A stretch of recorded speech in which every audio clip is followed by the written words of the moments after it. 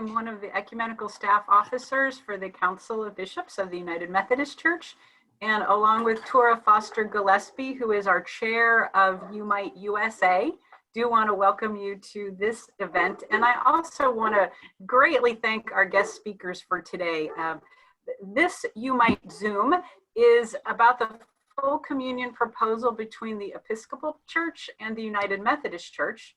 And you've already read in the news that the dialogue team has suggested a postponement of the final full communion votes until our church-wide gatherings in 2021 and following. So in this UMEIT gathering, you're going to hear about the reasoning behind that. You're also going to learn about the history of the particular bilateral dialogue, where we stand now, and what you all can do as leaders in the United Methodist Church to help the full communion process along. And so to help us do that, we have three guest speakers with us today. The Reverend Dr. Tom Ferguson. Father Ferguson has served as the rector of St. John's Episcopal Church in Sandwich, Massachusetts since 2016. Prior to that, he served as the academic dean at Bexley Hall Seabury Western Seminary. And prior to that, he served as the ecumenical officer of the Episcopal Church for 10 years. His MDiv is from Yale. His PhD in church history is from Graduate Theological Union in Berkeley, California. Tom, would you wave? There he is. Okay, thank you. We're glad you're here. Reverend David Simmons is the rector of St. Matthias Episcopal Church in Waukesha, Wisconsin. Prior to that, he served in Kentucky with my husband. He's the president of the Episcopal Diocesan Ecumenical and Interreligious Officers, EDEIO, the chair of the Interfaith Conference of Greater Milwaukee, the immediate past chair of the National Workshop on Christian Unity, a gaming geek, percussionist, and Tolkien wonk. David, would you wave? Okay. And our own very special Reverend Dr. Kyle Taw is a commissioned deacon in the North Georgia Conference. Kyle, you haven't had the ordination service yet, have you? No, so I'm in the very rare position of being a deacon in full connection who is not ordained. So okay, wanted to make sure I got that right. Yeah, that's usually only a reality for about 12 hours in our polity and processes, but I get to hang on to it for a little while now. So we'll call it North Georgia Conference of the United Methodist Church, and he is currently creating his remote office in Sandy Springs, Georgia. He holds a PhD in theological studies from Emory University and is the other ecumenical staff officer with responsibilities for faith and order and theological development. And that means he's the bishop's staff person for bilateral dialogues, which includes the Episcopal United Methodist dialogue. So, having introduced all these wonderful people, I'm going to stop talking, put myself on mute, and collect your questions in the chat. So thank you, gentlemen. All right, thank you all for those introductions. So as you know, and you've probably seen in the news, we did have a recommendation coming from the Dialogue Committee to postpone action on full communion until after 2021. And we're gonna have some time to talk about that.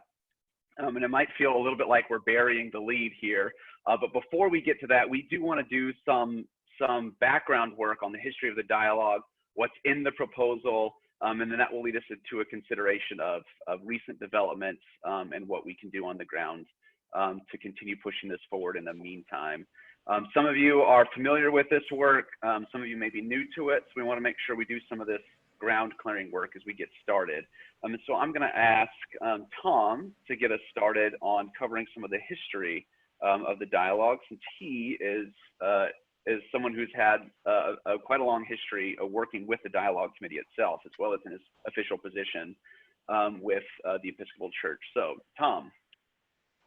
Certainly, thank you all, and it's a real honor and a pleasure to be here. I'll just briefly go over some of the background, kind of how we got here, before turning it over to Kyle to break down the proposal itself a little bit. and then over to David to talk a little bit about local implementation and some of the things we can do right now. Chat a little bit about historical background. Sometimes it's asked, why did Episcopalians, United Methodists kind of just start talking in the 2000s? That's because that was not the first round of dialogue between the two churches. And in part because for over 36 years, United Methodists, even actually predecessor bodies of the current United Methodist Church, and then the United Methodist Church, were all part of what was eventually a 9-church multilateral conversation, the Consultation on Church Union. And as part of the Consultation on Church Union, it was actually kind of frowned upon for any churches to kind of have side conversations as part of that commitment to the multilateral. So a lot of the dialogue that the two churches were engaged in the 60s, 70s, 80s, and 90s was as part of the Consultation on Church Union. The Consultation on Church Union has kind of morphed a bit and shifted some of its focus. And as part of that, with the encouragement of the Consultation on Church Union, the United Methodist Church and the Episcopal Church began a bilateral dialogue in 2002, the first church-to-church bilateral dialogue since the 1950s. On that dialogue in 2006, had an initial round of conversations and came out with a proposal for what's called interim Eucharistic sharing.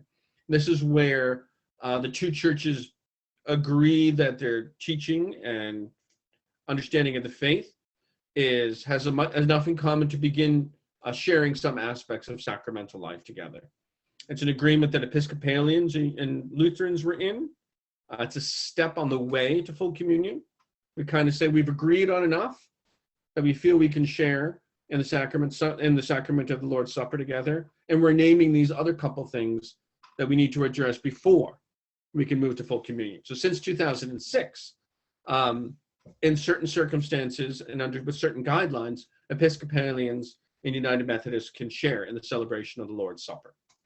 And along with that, came out with a summary and history of the dialogue and a study guide for congregational use and for churches who want to just know a little bit more about each other and about this process together. The next round of dialogue focused specifically on those issues that were named as ones needing further discussion. And a major document came out in 2010. We don't bury the lead in this one, a theological foundation for full communion, and kind of said it was exactly what it was. And in this piece in 2010, it essentially summarized the historical, sacramental, ecclesiological work of the dialogue for the past 8 years. It talks about where there is consensus and clarification, says there's no remaining church dividing issues. As with a lot of ecumenical documents, the language is important. Doesn't mean we agree on everything or we're in complete unanimity on everything, just that there's not any church dividing theological issues remaining. And therefore, in 2010, the dialogue recommended to both churches to move towards beginning to draft a formal agreement for full communion, which would allow for interchangeability of ministries. And that work began in 2010. Okay. So as this was going on, Anglicans and Methodists are both global, worldwide communions. So there are other important dialogues happening as well. There have been 2 rounds of international dialogue coordinated by the World Methodist Council and the Anglican Communion Office. The international dialogue in 1988 to 1996 really was important work and helped inform that first round of dialogue. It began back in 2002. The international dialogue itself said there are no major doctrinal issues separating Anglicans and Methodists. So there's a lot of work to build on with that. That dialogue also helped inform really important work that's gone on between the Church of England and the British Methodist Church, and in particular, the Church of Ireland, the Anglican Church in Ireland, and the Methodist Church in Ireland. So that international dialogue was extraordinarily important, particularly for those 3 regional dialogues. The international dialogue met again in 2009 and 2013 to kind of touch base and see what had happened in the last 13 years. It moved around the world and it came to the United States. As part of that, it heard from representatives to hear what was going on in local areas. It issued its own report at the end of that round of dialogue, kind of summarizing the work continuing to encourage the dialogue and lifting up places where there have been substantial agreement between Methodists and Anglicans. The full communion proposal continued to be drafted here. I was one of the lead drafters of that. I drafted all the non-controversial parts of the full communion proposal. So I was one of the lead drafters of that document as part of this round of dialogue. And with this round, we eventually reached a point where in 2017, the dialogue team adopted the full communion proposal and recommended it to both of our communions to consider, give feedback, and for eventual consideration to establish a relationship, a full communion between the two churches. Okay, a couple of other quick things before I turn it over to Kyle here.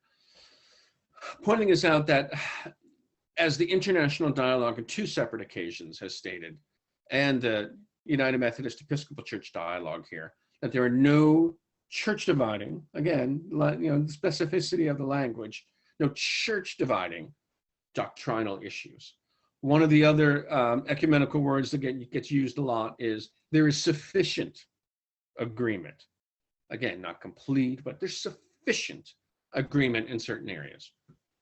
And so the Theological Foundation for Full Communion kind of worded it in this way. And it says that in light of everything that we have learned about each other, we conclude that there are no church dividing differences between us in faith, in ordered ministry, and the succession of such ministries, and in the value of episcopacy. It speaks to kind of a broader question that many of the issues surround. This is one of the things that was a very fruitful and at times, frankly, very challenging aspect of some of the conversations we've had in the dialogue, is that many of the real issues around divisions between Anglicans and Methodists are not primarily doctrinal, but often are issues around race and class, and other areas. A general lack of charity in some ways, that it was not primarily a doctrinal differences that were the reasons for the splits between Anglicans and Methodists. So it came to that important work. What also the dialogue team identified as some other things that needed to be addressed is that we needed to think about how we could move towards a process for interchangeability of ministry as that outward and visible sign of the common mission and witness we're committing ourselves to. Interchangeability of ministries is not the end, it's actually a kind of new beginning. Just like every kind of, that whole notion of what's a sacrament, if it's an outward sign of a grace, this interchangeability of ministries is a sign of that mission and witness and ministry we're committing ourselves to, which is what the International Dialogue concluded as well. They very wisely agreed with the 2010 Theological Foundation for Full Communion and said, basically, there's only one thing left. We have enough agreement on everything. The one thing we still need to talk about is for our two traditions to go through interchangeability of ordained ministry under the sign of the historic episcopate. The International Dialogue named this, and the dialogue here in the United States did. The terminology that the broader ecumenical movement often uses is historic episcopate. The Episcopal Church has used this language for over 130 years. That sharing in the historic episcopate is part of that sign of the common witness we have together. The Episcopal Church, we kind of broke this down. And back in the 1880s, it's been a cornerstone of Anglican ecumenical self-understanding since that time, that there are 4 grounds on which we enter into ecumenical dialogue with brother and sister Christians. This was approved by the Episcopal Church in 1888 and adopted by the Anglican Communion. There's 4 of them. The Holy Scriptures, the Old and New Testament is containing all things necessary to salvation. The Apostles' Creed is the baptismal symbol, and the Nicene Creed as the sufficient summary of the Christian faith. Baptism and the Holy Eucharist, the 2 sacraments established by our Lord in the New Testament. And the last is historic episcopate, locally adapted to the needs and concerns of the people of God to fulfill the mission to which they are called. It's kind of the broader penumbra. So that it's very important. When the Episcopal Church adopted this all the way back in the 1880s, they didn't say bishops, they didn't say apostolic succession, they didn't say succession. They said there needed to be a sharing in historic episcopate as locally adapted. And the Episcopal Church further said, when it kind of came up with the Chicago Lambeth Quadrilateral, all other matters of ordering we are willing to forego and let go of, if we can somehow come to agreement around these four things. And since I was co-lead drafter of the full communion proposal, the full communion proposal came up with a masterful way to share in the historic episcopate between our two churches. And with that, Kyle, kind of turn it over to you to break down the full communion dialogue in a little bit more detail. Thank you, Tom, for that background. It's really helpful. So having identified where we were going and what the goal of the dialogue was going to be. Oh, no. Hold on a second. Let me just, I don't remember which, do you remember which, you're in group one. I'm going to come unmuted here. There we go. All right, good deal. So the dialogue committee, Tom was one of the key drafters, put together a full communion proposal. And as a way of keeping us focused on what that means and what the goals are, the document itself describes for us what a full communion relationship is. And it's always good to remind ourselves of this as we begin the conversation. Full communion is an expression of the visible unity of Christ's body, the church, which empowers the full sharing in sacramental fellowship and missional partnership through the recognition and interchangeability of ordained ministries. Very importantly, and we often find ourselves needing to stress this, full communion does not entail institutional merger or one tradition being swallowed up or subsumed by another in terms of its traditions of worship and polity. The goal of full communion is to witness to unity within Christ's body while also maintaining the unique gifts and witnesses of the churches and traditions involved. And so as Tom outlined above, having cleared the path on matters of theology and doctrine through the history of our dialogue, the principal work that remained for the dialogue committee was to create a way for us to share in the signs and gifts of one another's Episcopal ministries, including the Anglican historic episcopate, in order to move toward the interchangeability of ministries. This was difficult work that required a lot of careful listening and discernment over multiple rounds of dialogue. What emerged in our document is the result of the dialogue team's hard work over a long period of time and of Tom's careful and brilliant drafting, as he would want us all to recognize. But a lot of hard work went into a lot of careful wording and a lot of honesty and open conversation. So A Gift to the World places our sharing in the historic episcopate in the context of mutual affirmation, recognizing the gifts of each of our traditions, what our traditions have brought to adapting Episcopal ministries in our own context, and concludes that, quote, we recognize the ministries of our bishops as fully valid and authentic. It goes further to recognize explicitly some of the painful history and Methodist Anglican dialogue around this point, adopting a tone of reconciliation and stating, quote, we lament any ways, whether intentionally or unintentionally, explicitly or implicitly, that Episcopalians may have considered the ministerial orders of the United Methodist Church or its predecessor bodies to be lacking God's grace. So it's in this context of reconciliation and mutual affirmation that the document proposes a means for our mutual sharing in the gifts of our respective Episcopal ministries. The exchange of gifts will take place as United Methodists and Episcopal bishops participate in future consecrations of each other's newly elected bishops. So participating alongside bishops from our mutual full communion partners. United Methodists, no less than Episcopalians, would want to affirm the unique historic and apostolic gifts of our episcopacy and ordained ministries. And this agreement affirms those gifts and allows us to share them with our Episcopal brothers and sisters through the shared participation of one another in future consecrations. In light of this exchange, the document establishes the mutual recognition and interchangeability of ministries.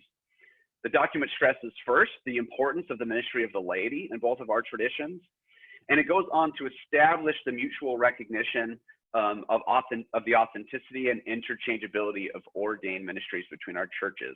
with nothing amounting to reordination or supplemental ordination required by the ordained clergy to serve in one another's churches. This aspect of the agreement applies to UM deacons and elders in full connection. And importantly, this full communion agreement explicitly names deacons in a way that current agreements that the United Methodist Church has with the ELCA or the Moravian Church do not. Episcopalians and United Methodists have both revived the vocational diaconate in previous decades, allowing for this unique aspect of the interchangeability of ministry with this agreement. So recently, the ELCA has decided to have ordained deacons in their denomination, and so looking about how our full communion relationship will have implications for that is a part of that full communion coordinating committee moving forward. And in the Moravian Church, the deacons are sort of like what a provisional commissioning would be for United Methodist. They move on to become elders and don't live a lifelong vocation as a deacon. So as a deacon, I'm excited about this aspect of this specific full communion agreement. Two other points about the shape of the full communion resolution will take when we are ready to advance it to decision. First, it will establish a joint commission or coordinating committee between our churches, like those that are already established with our existing full communion partners. It will produce a liturgy to celebrate full communion and works towards expressing and providing an avenue for our churches to cooperate and consult with one another moving forward.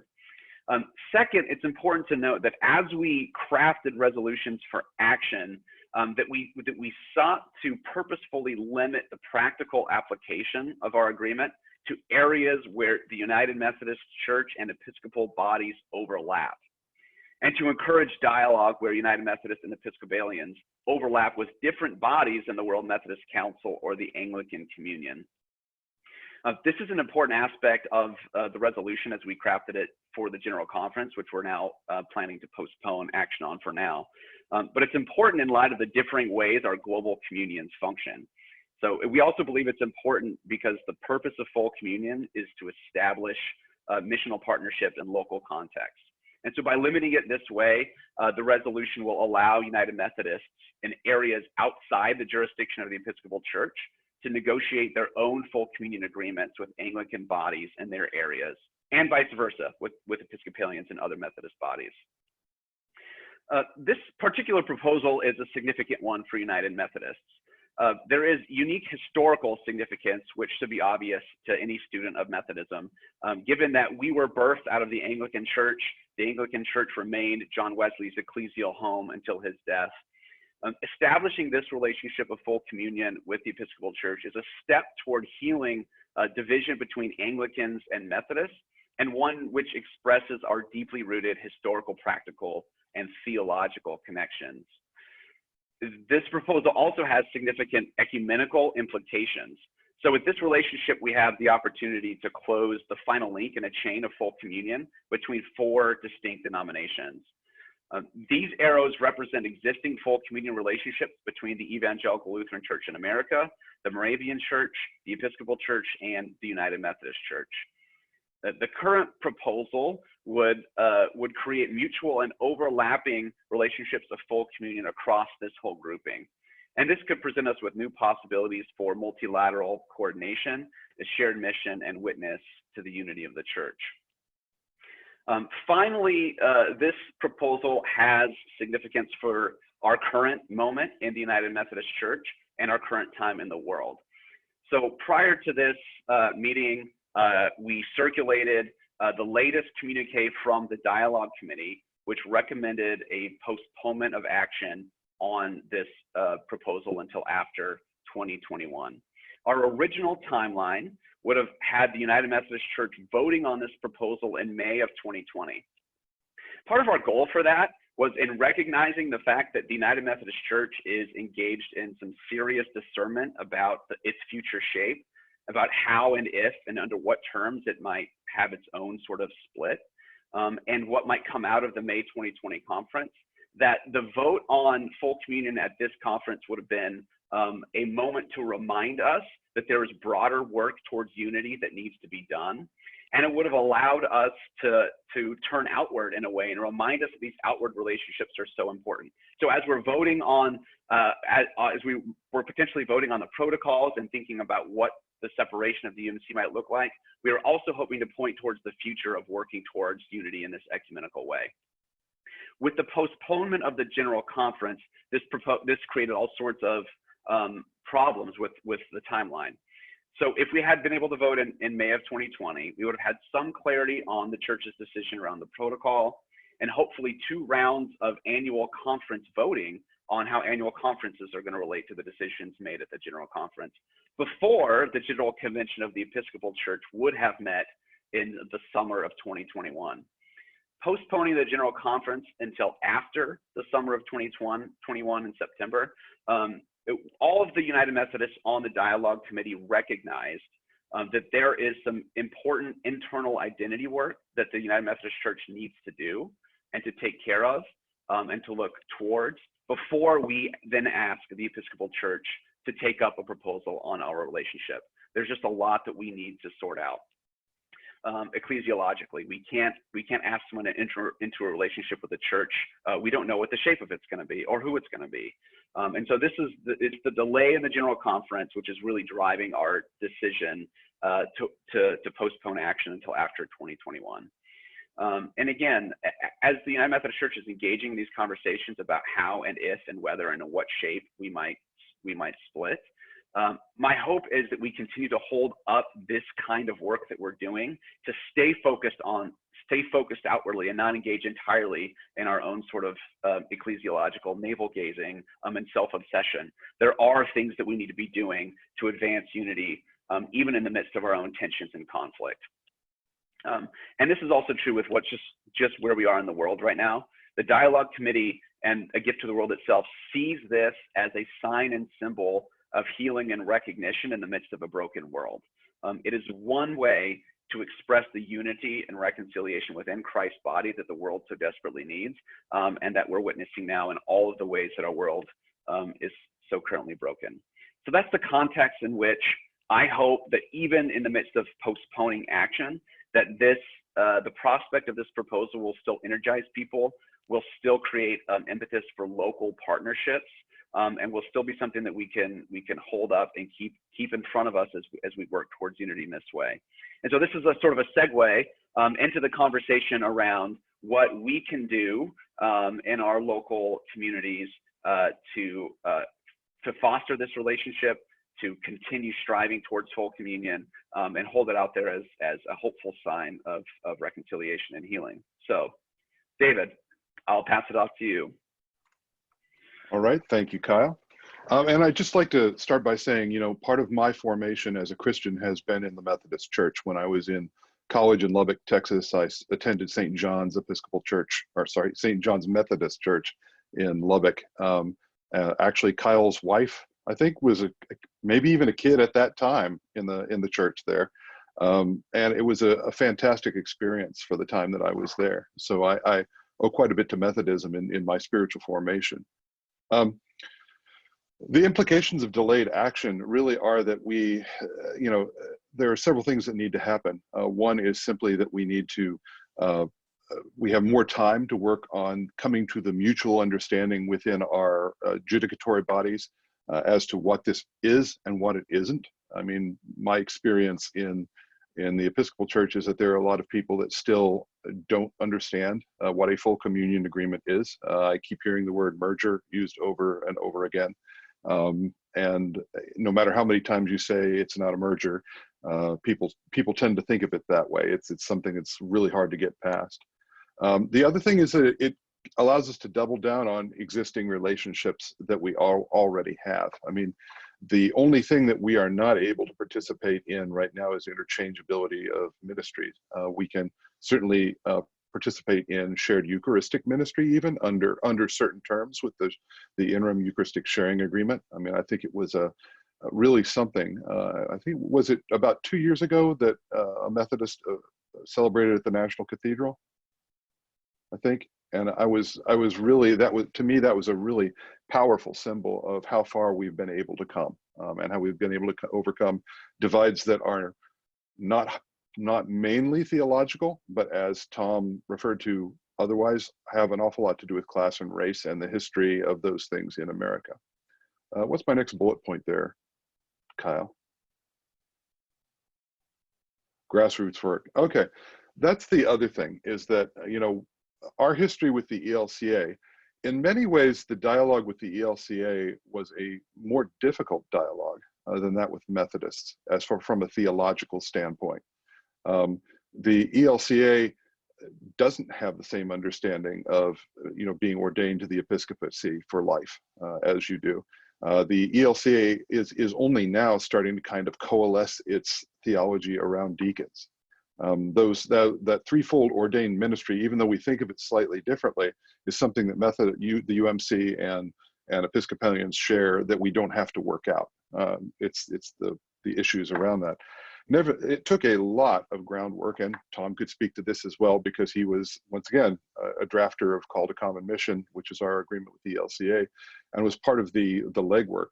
We actually, the agreement with the Lutherans, the first attempt at the agreement with the Lutherans was called the Concordat, which actually failed and had to be completely rethought over a 3-year period.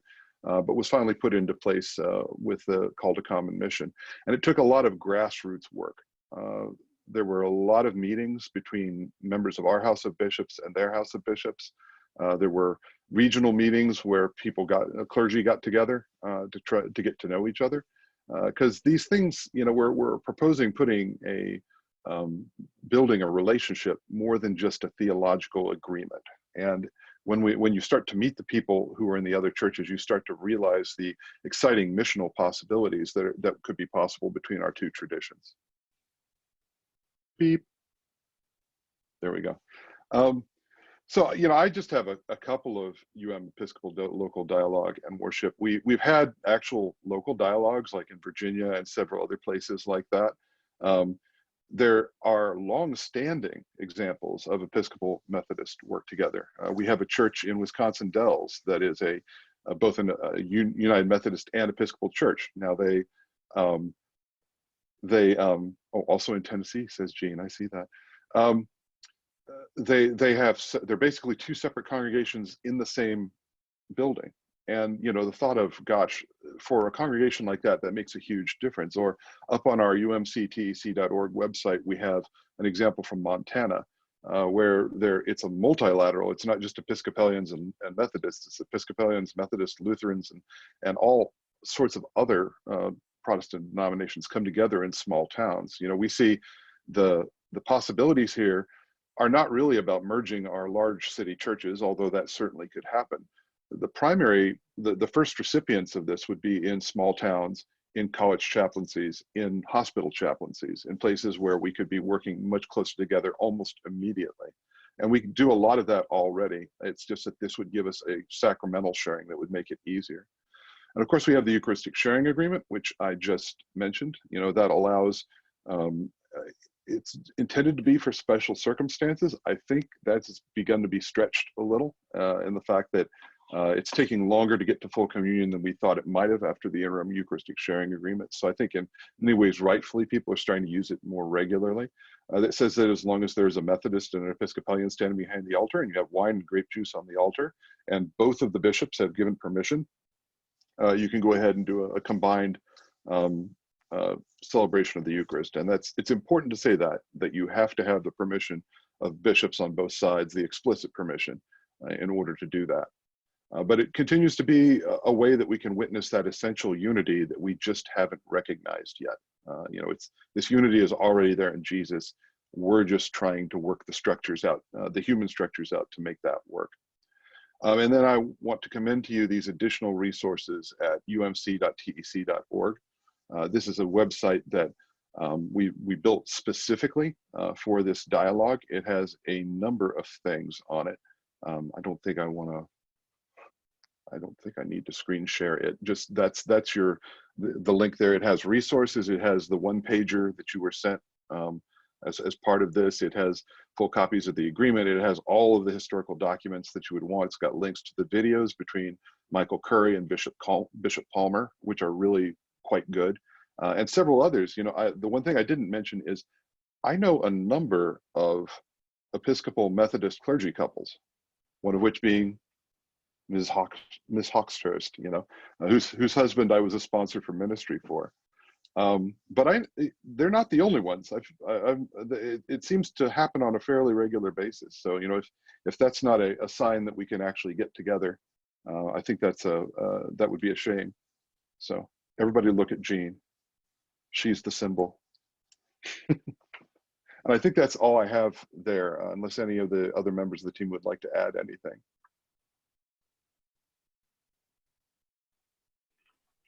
No, I think that's really helpful, David. I mean, I do, you know, in putting this pause into place, this postponement till after 2021, I do hope that it gives us time to really emphasize and focus on local relationships and bring more of our local churches together for worship and study. And so if you're asking us, you know, what we can do in our annual conferences, encouraging those kinds of relationships, developing specific and intentional events to have folks come together. Obviously, it's a very strange time to also be planning gatherings of that nature. I haven't seen any United Methodist Episcopal Zoom gatherings pop up yet, but maybe we can see some of those in the coming year or so. Because again, we want to put a special priority on this relationship, given how far we've come and how close we are to passing this historic agreement.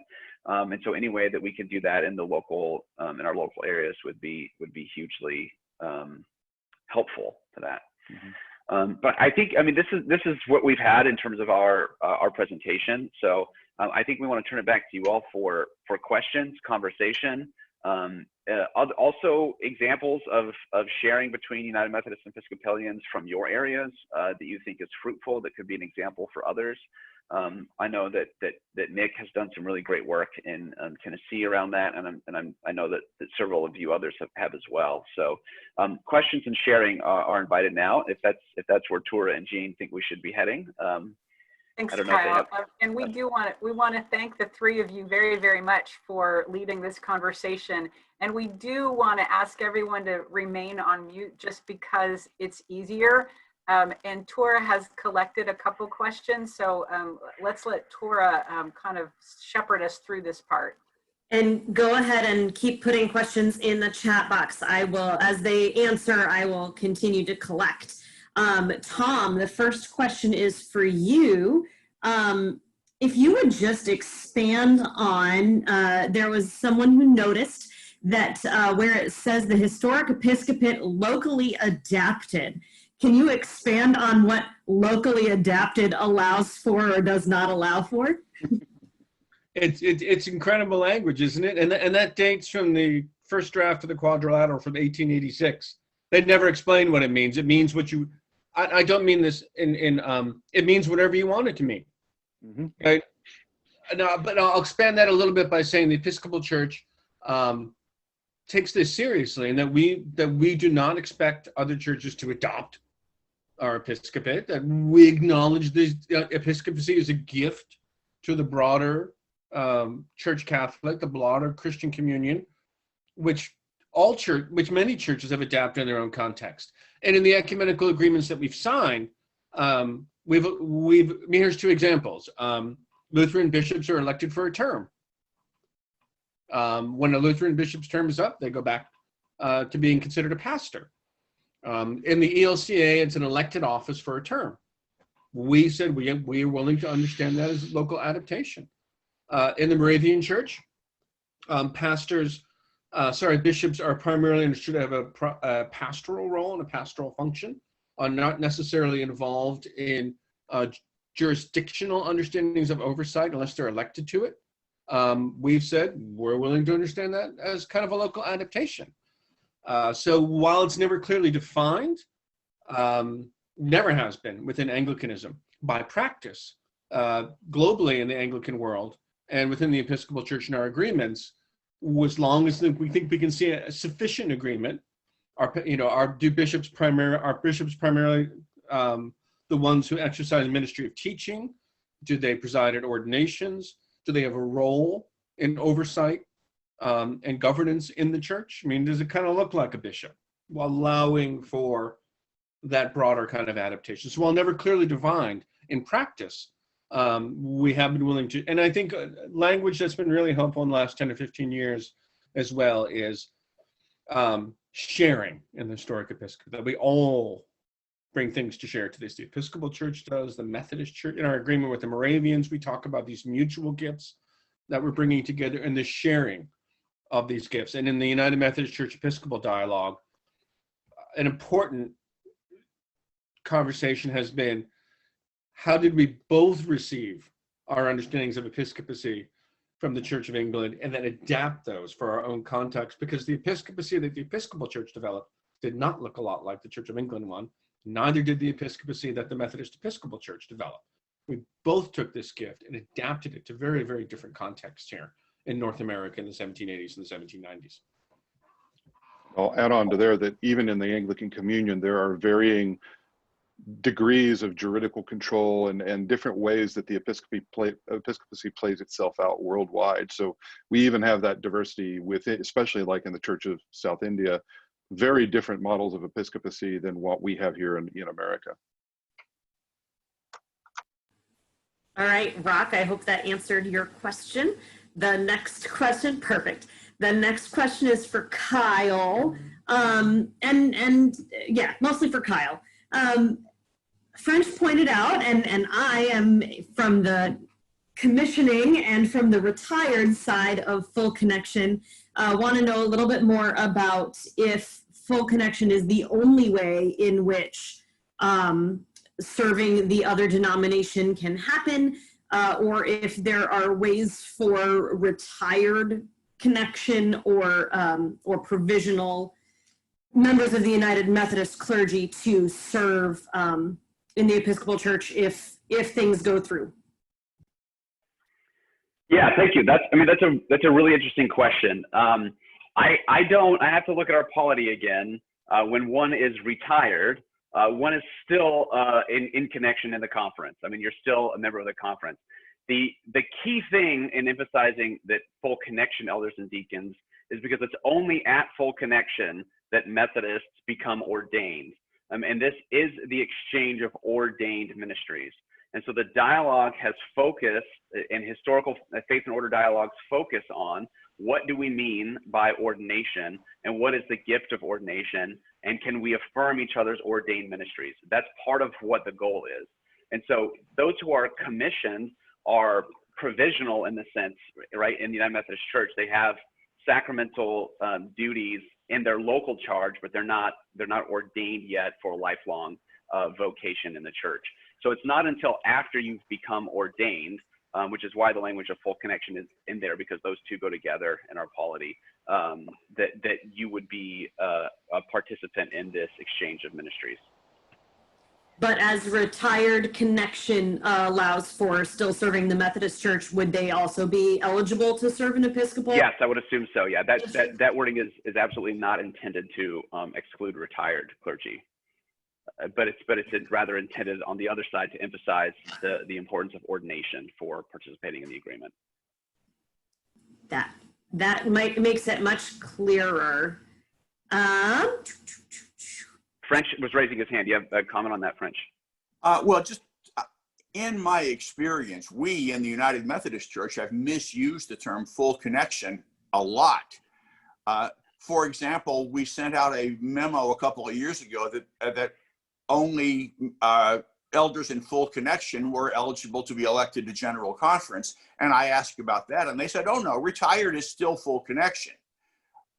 Well, you know, it becomes a semantic problem, but I didn't want to see the semantic problem interfere, for example, with my being acceptable in the full communion proposal.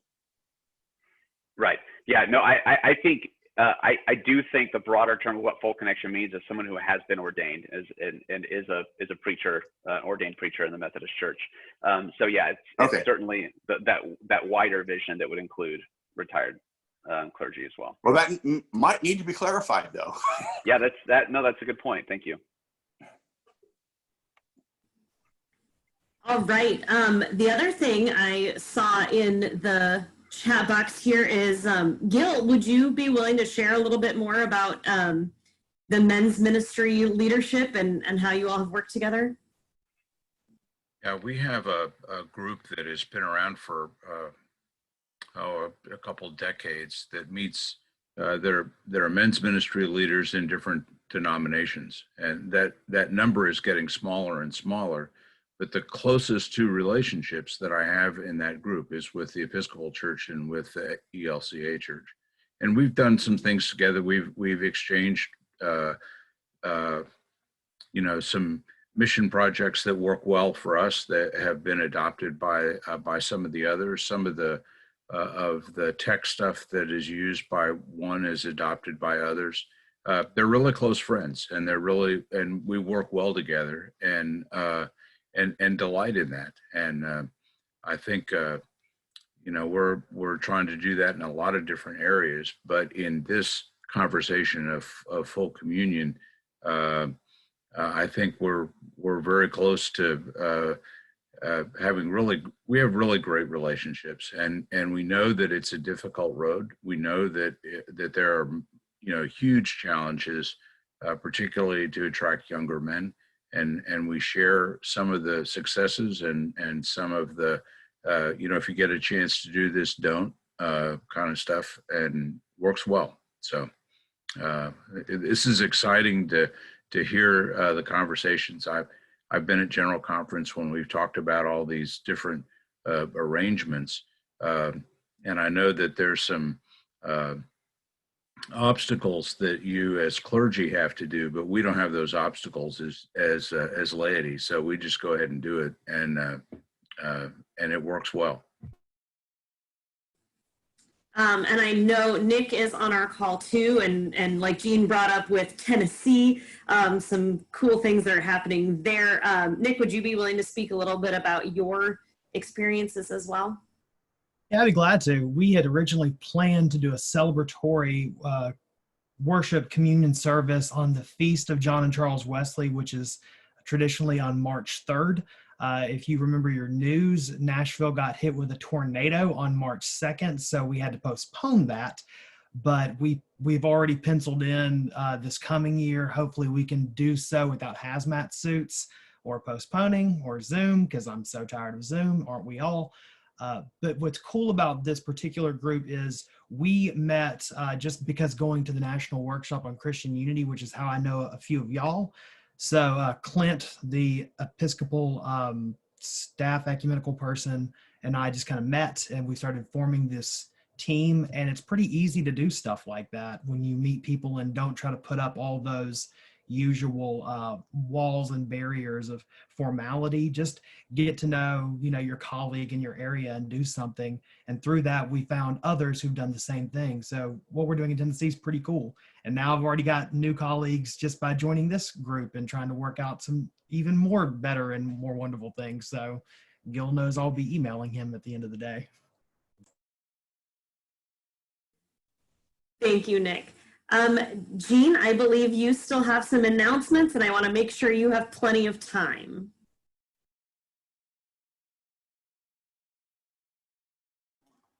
Thank you, Tora. And again, thank you. This was very helpful. The history, the where we are now, the where we can go to help, all very, very helpful. So thank you to everyone.